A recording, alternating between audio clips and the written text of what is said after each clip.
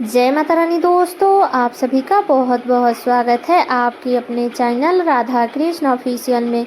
उम्मीद करती हूँ आप लोग बहुत ही अच्छे होंगे। तो ये बताने के लिए कमेंट बॉक्स में जय माता दी ज़रूर लिखिएगा।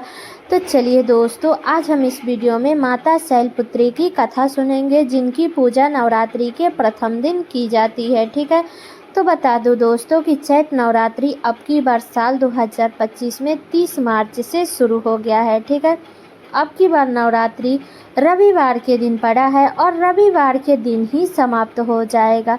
तो अब की बार नवरात्रि का जो व्रत है वो 8 दिनों की रहने वाली है। बता दो दोस्तों कि अब की बार माता रानी गज यानी कि हाथी पर विराजमान होकर आई है। ठीक है, तो नवरात्रि के 9 दिनों में माता रानी के अलग अलग स्वरूप की पूजा की जाएगी।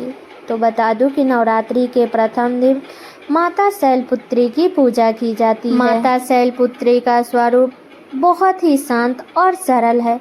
माता के एक हाथ में त्रिशूल और दूसरे हाथ में कमल शोभा दे रहा है। माँ अपने नंदी नामक बैल पर सवार होकर संपूर्ण हिमालय पर विराजमान है।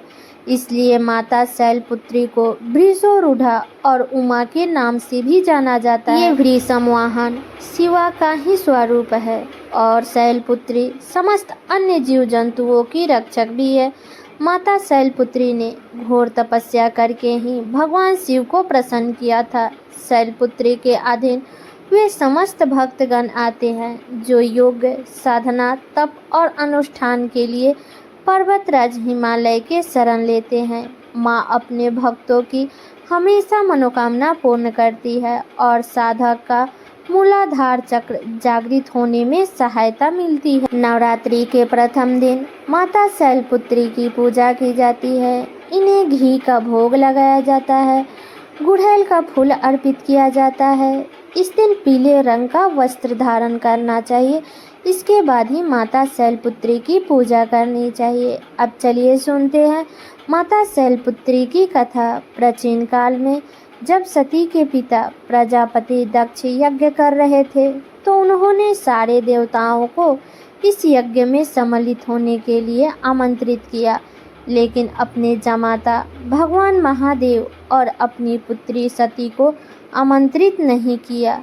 लेकिन सती की अपने पिता की यज्ञ में जाने की बहुत इच्छा थी।